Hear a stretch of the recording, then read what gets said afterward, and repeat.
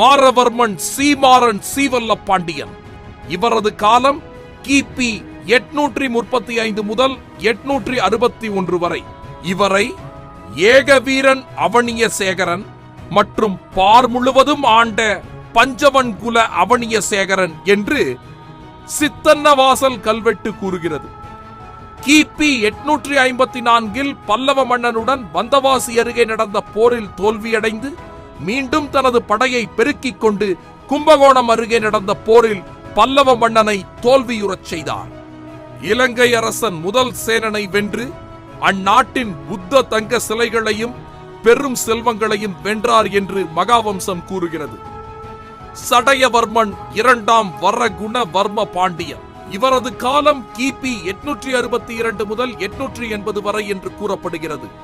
சோழ நாட்டின் மீது படையெடுத்து சோழ மன்னர் விஜயாலயன் என்பவர்